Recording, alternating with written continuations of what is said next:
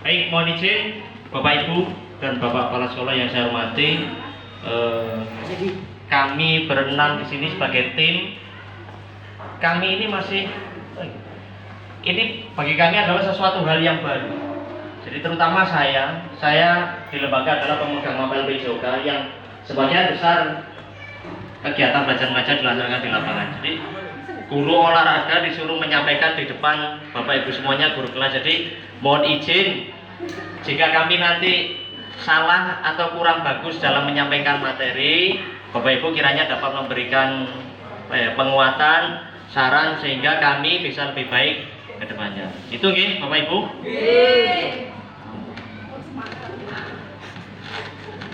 Dan dari kami berenam ini beberapa minggu yang lalu, tepatnya di bulan 2 itu mendapat undangan BIMTEK dari Dinas Pendidikan. Yang diundang, kebetulan yang materi saya AKM itu adalah SDN Gurujo 2. Jadi yang diundang adalah lembaganya, bukan nama gurunya. Dan kebetulan di lembaga itu, jadi kepala sekolah saya, mohon izin istri Pak Untung, Pak Saya Untung Kuat Pak Budi itu ngirim undangan di grup tentang undangan BIMTEK. Dan teman-teman yang di lembaga itu kebetulan sepakat ke yang ditunjuk saya, gitu. Dengan berbagai alasan, katanya yang alasan klasik sebetulnya. Oh, karena medannya sulit dilalui, terus ada lagi Pak Nur Yasin, aduh Pak, saya bayangkan jalannya tensi saya sudah naik, gitu. Jadi alasan klasik.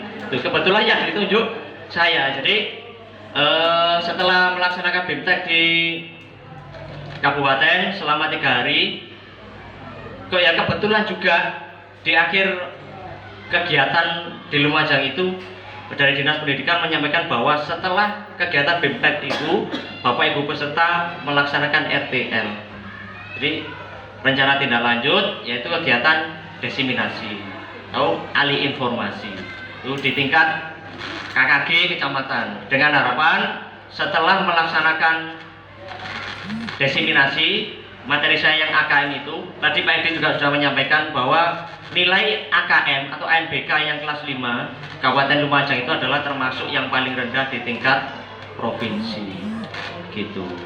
Untuk itu dengan melalui BIMTEK AKM ini diharapkan Bapak Ibu guru ini bukan berlaku hanya untuk guru kelas 5 saja ya, tapi semua guru kelas ya dalam melaksanakan penilaian harian. Kalau yang K13 kan ada 3 komponen penilaian ya. Ada penilaian pengetahuan, kemudian keterampilan, dan yang terakhir penilaian sikap. Kemudian kalau yang IKM ada formatif dan sumatif. Yang formatif itu adalah yang harian. Kalau sumatif dilaksanakan bisa sumatif tengah semester atau sumatif akhir semester. Nah, dengan melalui AKM, jadi nanti kegiatan asesmen penilaian Bapak Ibu kepada siswa itu sudah mulai menggunakan konsep AKM. Jadi kalau Bapak Ibu mungkin yang tahun lalu terlibat di ANBK itu kan model-model soalnya kan ada pilihan ganda, kemudian pilihan ganda kompleks, kemudian soal menjodohkan, uraian, dan isian.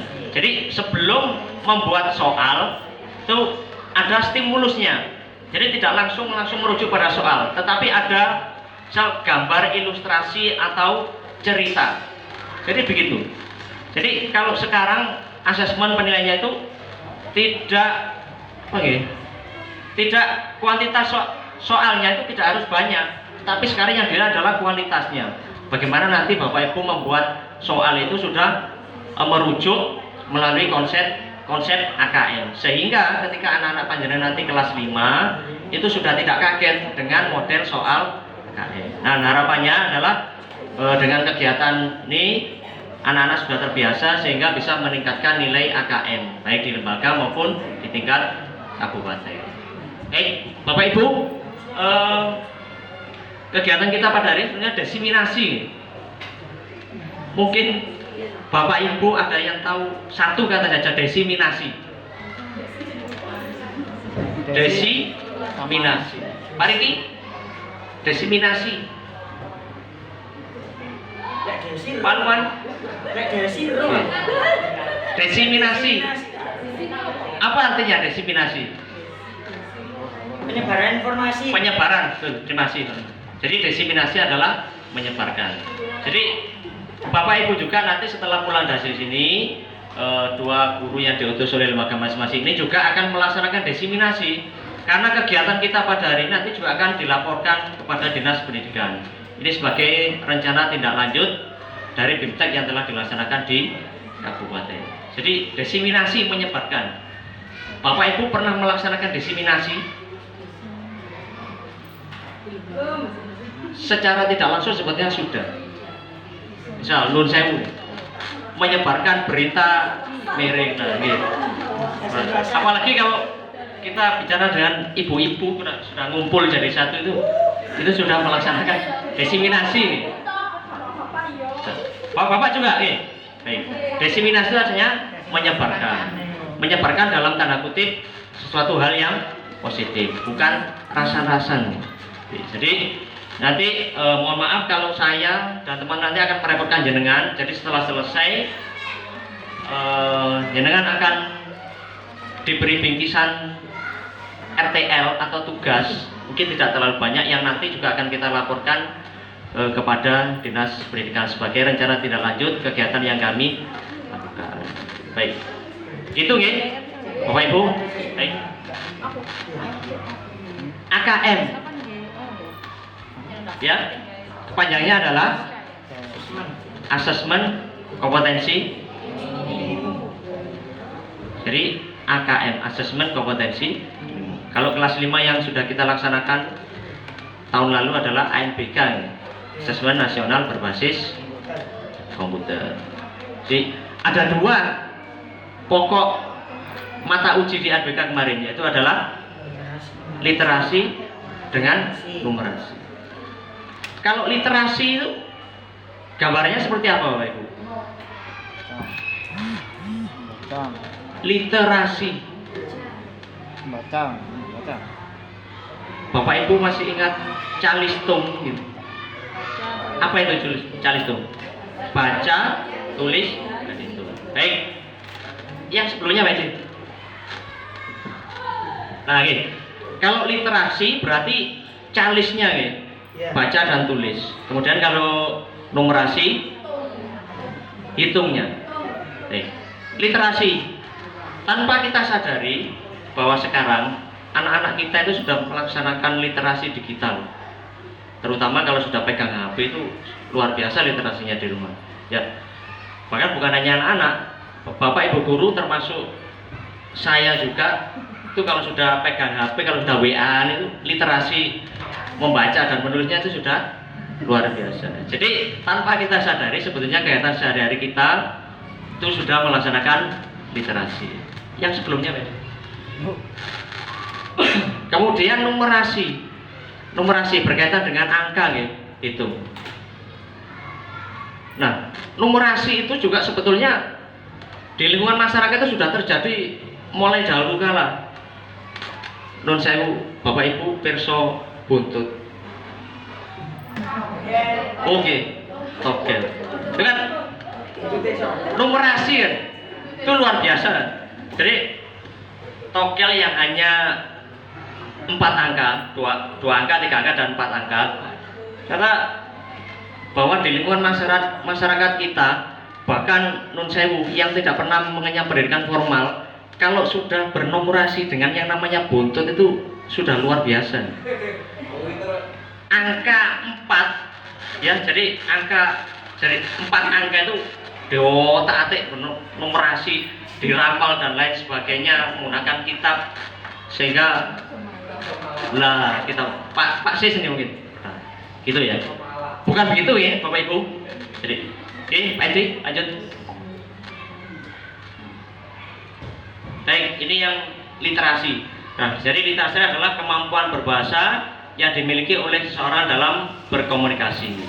Jadi definisi secara singkat adalah kemampuan membaca dan menulis. Oke. Jadi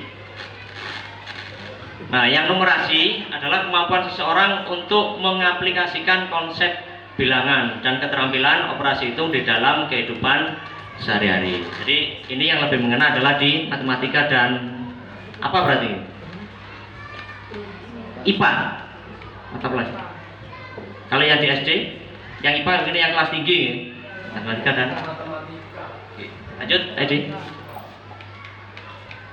Baik, Bapak Ibu, kegiatan kita hari ini adalah belajar bagaimana caranya nanti menulis soal melalui konsep AKM. Jadi ada 3 hal yang harus kita perhatikan dalam menulis soal AKM. Yang pertama adalah stimulus. Tentu dalam membuat stimulus itu karena ada perbedaan kelas, ya, jadi kelas bawah dan kelas tinggi. Terutama yang kelas bawah yang harus kita perhatikan adalah karena mungkin masih ada beberapa siswa kita yang kemampuan baca dan tulisnya itu masih kurang. Jadi kalau nanti kita membuat soal itu kita sajikan langsung dengan bacaan, mungkin yang anak yang kesulitan dalam kemampuan baca dan tulis itu nanti tidak akan mampu menangkap soalnya. Jadi kalau anak yang kelas atau siswa kita yang kelas bawah itu yang lebih tepat adalah menyajikan gambar ilustrasi. Jadi anak-anak juga akan lebih tertarik. Nah, untuk soal seperti soal cerita itu lebih tepat kita sajikan kepada siswa yang kelas besar. Jadi dalam stimulus itu memuat konten dan konteks. Jadi nanti ada konten dan konteks. Jadi kita tidak bisa keluar dari konten dan konteksnya karena memang sudah ada patokannya, ya. Kemudian yang kedua adalah level kognitif dan indikator soal. Jadi nanti kita akan buka satu-satu.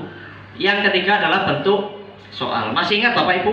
Mungkin yang terlibat atau mendampingi anak-anak pada NBK, kira-kira ada berapa atau ada apa saja bentuk soal yang di NBK ini? 4. Ada berapa gitu? 4. Terus mungkin Bapak Ibu yang lain? 4 atau 5? Pilihan ganda, yang menjodohkan. Di Baluan. 5 ya? Yang pertama Pilihan ganda. Ganda kompleks. Pilihan ganda kompleks. Menjodohkan isian dan uraian. Nanti kita akan buka satu persatu. Jadi ada 5 ya. Bentuk soalnya. Jadi dari kelima bentuk soal itu nanti ada persentasenya. Kita tidak bisa membuat soal dengan semau kita sendiri. Baik. Next, Pak Edi. Nah, ini adalah stimulusnya. Jadi yang harus kita perhatikan stimulus dan soal, ya, bersifat edukatif, inspiratif, menarik dan memiliki unsur kebaruan. Ya, jadi bersifat edukatif, inspiratif, menarik dan memiliki unsur kebaruan. Salah satu contoh kejadian baru-baru ini di dunia pendidikan Kecamatan Purwosari yang baru saja kita selesai laksanakan apa Bapak Ibu? Betul sekali, terima kasih Pak. FLS 2N yang dilaksanakan di SD Negeri Tempur Sari. Nah, itu adalah salah satu bentuk kejadian kisah nyata ya. Nah, yang bisa kita pakai soal ceritanya kita pakai stimulus dalam membuat soal. Tuh. Yang kedua, soal sesuai dengan indikator dan tujuan pengukuran. Nanti di bagian yang ini jenengan akan lebih paham, termasuk saya juga. Nanti pada bagian ini jadi kita akan belajar di pembuatan kartu soalnya, karena di sana dalam pembuatan kartu soal itu kita tidak boleh ngawur.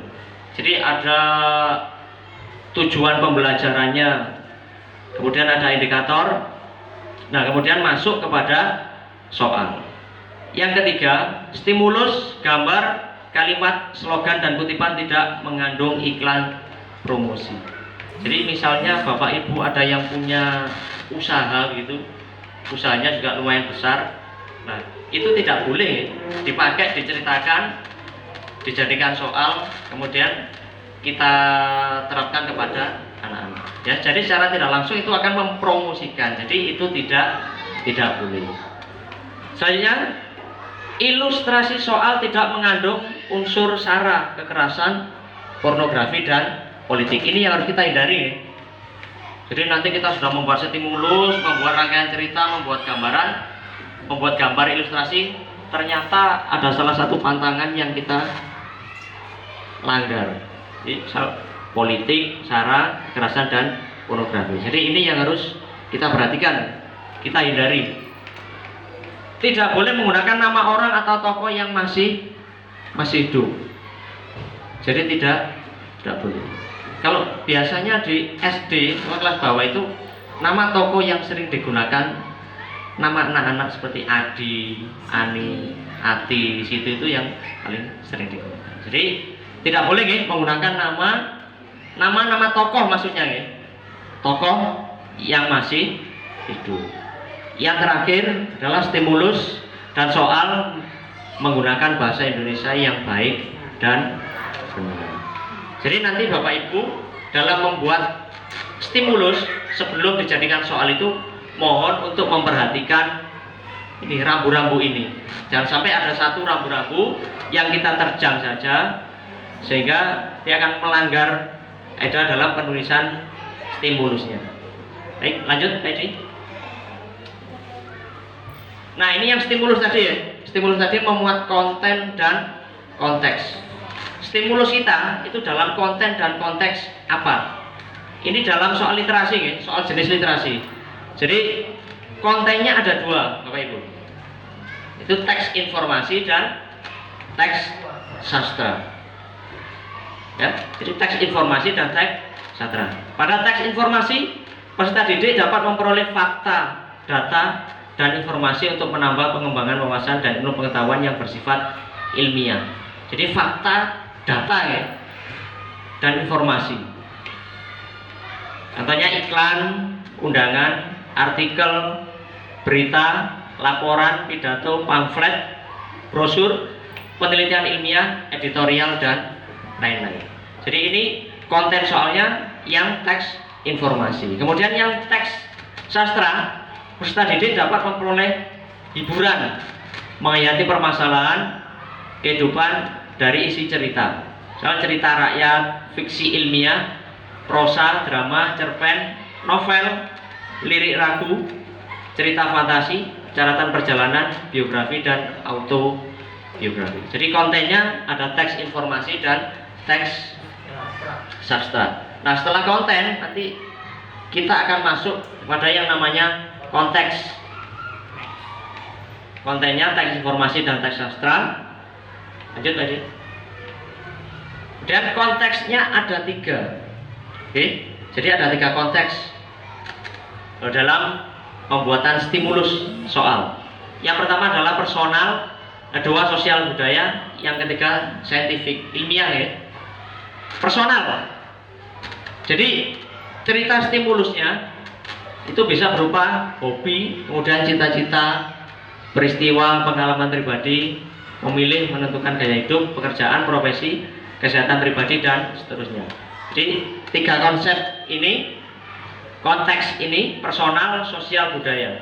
Jadi jenengan nanti ketika memilih atau untuk membuat stimulus soal itu bisa memperhatikan konten dan konteks sesuai dengan jenis soal, literasi atau numerasi.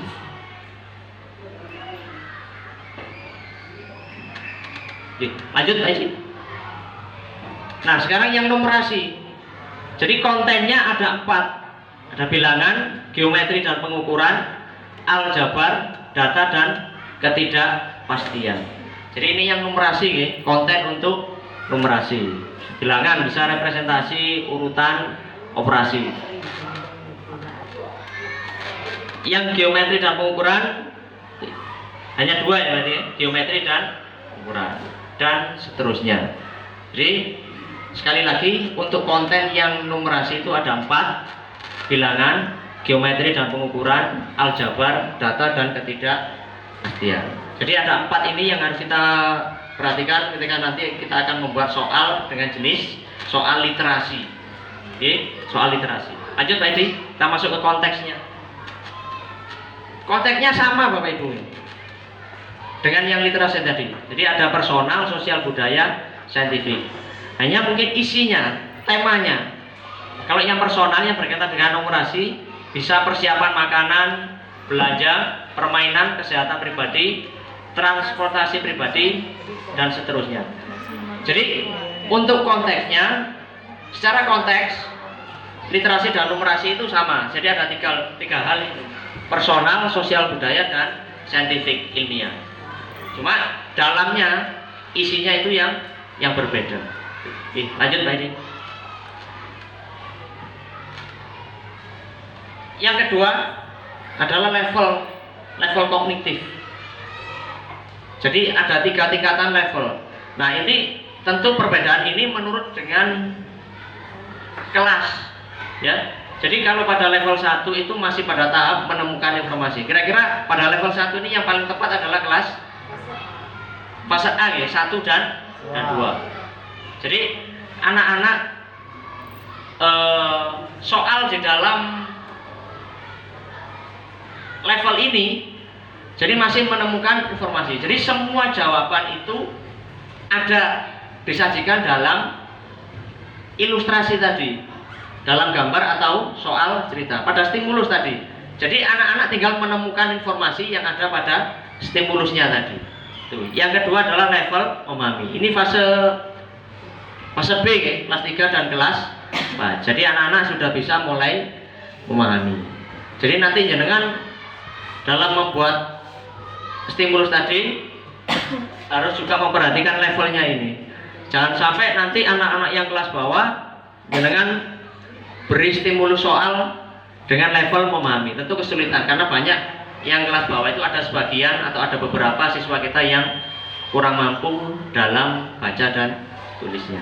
Oke. Level 3 ini adalah fase C ya, kelas 5 dan kelas 6. Jadi siswa kita sudah mulai mengevaluasi dan merefleksi. Contohnya pada soal uraian. Jadi uraian di level 3. Jadi soal uraian di level 3 ini jawabannya sudah tidak lagi mencari ada di stimulusnya. Jadi sudah mulai bisa misalkan pendapat Anda tentang ini. Ya, jadi anak sudah mulai menjabarkan. Jadi jawabannya itu ada langsung di stimulusnya, di rangsangannya. Oke, jadi 3 level ini ya, sesuai dengan fasenya atau tingkatannya. Level 1 kelas 1 2, level 2 3 4, dan level 3 kelas 5. Lanjut Pak Edi. Oke, ini kembali yang tadi ya. Bentuk soalnya. Jadi ada 5 ya. Terima kasih Pak Lukman. Pilihan ganda kompleks, uraian, isian, atau jawaban singkat dan menjorokan. Jadi yang di soal uraian dan isian Bapak Ibu ya. Jadi perbedaannya kalau di uraian itu mengurai, jadi jawabannya lebih banyak. Kalau soal isian itu jawabannya singkat. Oke, jawaban singkat. Dan soal pilihan ganda kompleks. Bapak Ibu mohon izin, pilihan ganda dengan pilihan ganda kompleks itu bedanya terdapat di pilihan jawaban. Mau dibantu Pak Leman? Yang pilihan ganda. Yang pilihan ganda bisa dijawab 1. Kalau yang kompleks bisa menjawab lebih dari 1. Oke, terima kasih. Betul sekali. Jadi kalau pilihan ganda itu, nah Bapak Ibu kembali ke soal tadi.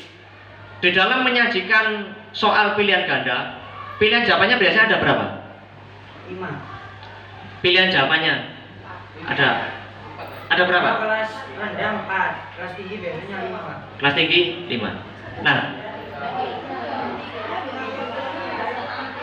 kelas rendah 3 ya? Oke, terima kasih Bu Zulaika. Jadi yang kelas rendah pilihan jawabannya itu ada 3, hanya A, B, dan C saja. Itu gini. Baru yang kelas tinggi itu ada 4, A, B, C, dan D. Kalau yang 5 itu yang SMP, sudah masuk SMP dan SMA. Jadi sekali lagi yang kelas bawah nanti dalam membuat soal pilihan jawabannya itu hanya 3 sampai A, B, C saja. Baru yang kelas tinggi itu sudah menggunakan 4. Pilihan ganda kompleks. Kalau jenengan masih ingat yang terlibat di NBK itu pilihan ganda kompleks itu yang jawabannya ada kotak kecil yang kita centang, ketika itu kita klik itu akan muncul tanda centang. Jadi jawabannya lebih dari satu. Itu pilihan ganda kompleks. Ya, menjodohkan yang dipanah-panah itu. Jadi soal teks soalnya ada di sebelah kiri, kemudian jawabannya ada di sebelah kanan. Jadi anak-anak tinggal menjodohkan dengan cara, kalau kelas bawah mungkin bisa dengan menggunakan warna ya. Jadi kita sediakan pilihan soalnya dengan pilihan jawabannya bisa dengan warna. Misal yang pertama itu nanti diwarna dengan jawabannya. Jadi pertanyaan jawabannya warna merah, jadi jawabannya juga warna merah. Bisa menggunakan warna, juga bisa menggunakan di garis, menggunakan warna. Lanjut. Nah, ada dua versi Bapak Ibu. Jadi distribusi bentuk soal di sini ada dua versi. Berarti jika kita ingin melaksanakan ulangan harian atau penilaian harian, kita pakai yang mana? Yang atas atau yang bawah? Distribusi soalnya, persentase soalnya.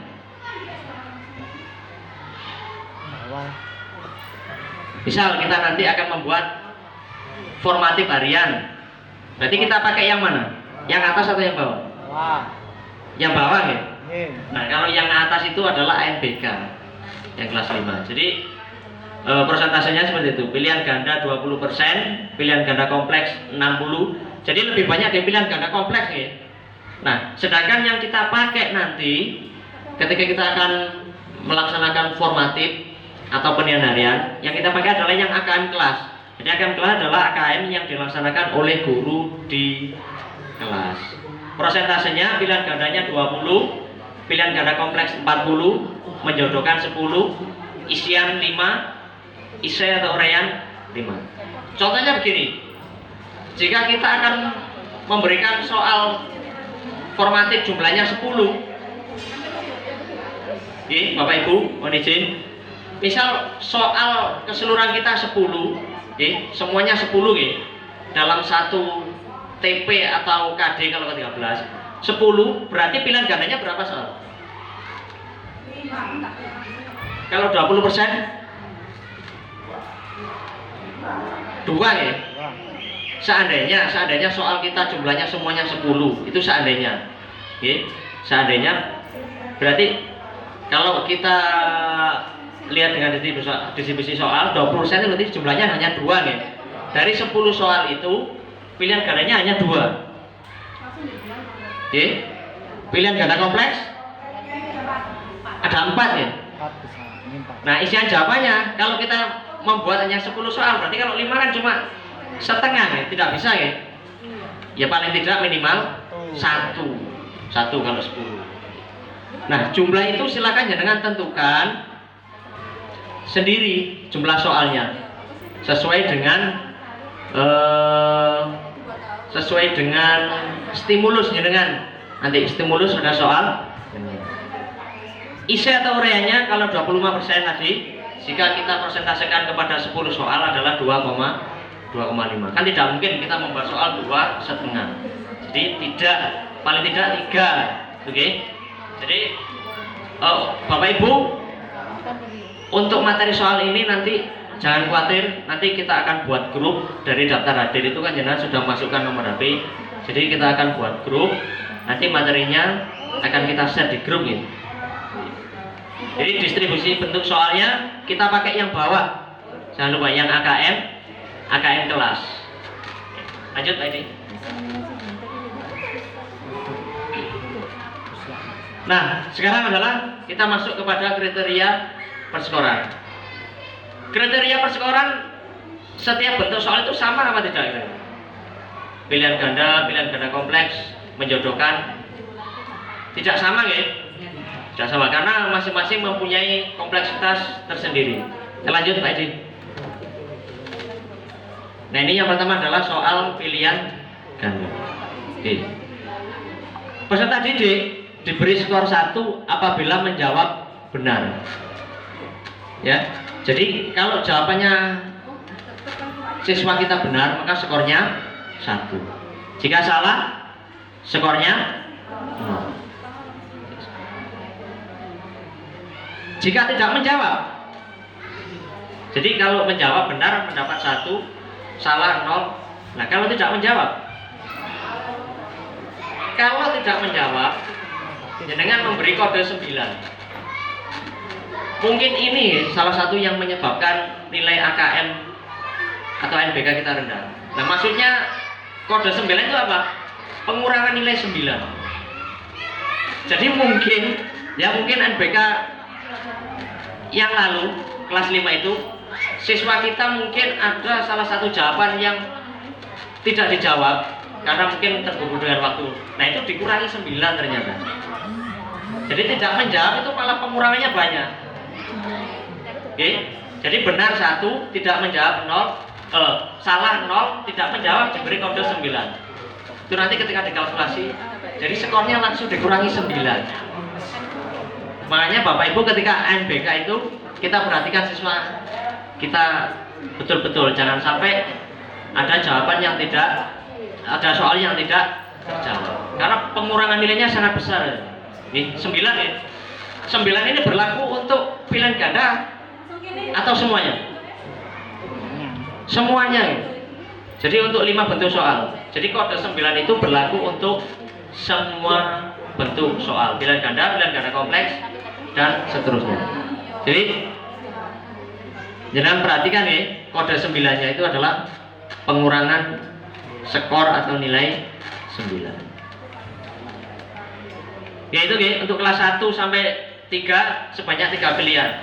Jadi kelas 1, 2, 3 ternyata pilihan jawabannya hanya 3 saja, A, B, dan C. Kelas 4 sampai 9, ini sampai dengan SMP ya, sebanyak 4, 9. Oh berarti yang A, B, C, D, E yang sampai 5 itu ternyata untuk SMA ya, SMA atau SMK.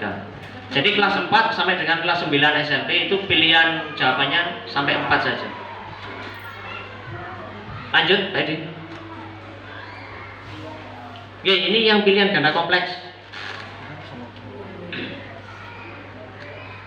Yang pilihan ganda kompleks. Jika jumlah pernyataannya ya, 5 atau lebih dengan 2 pilihan jawaban kiri kanan atas bawah diberi skor 2.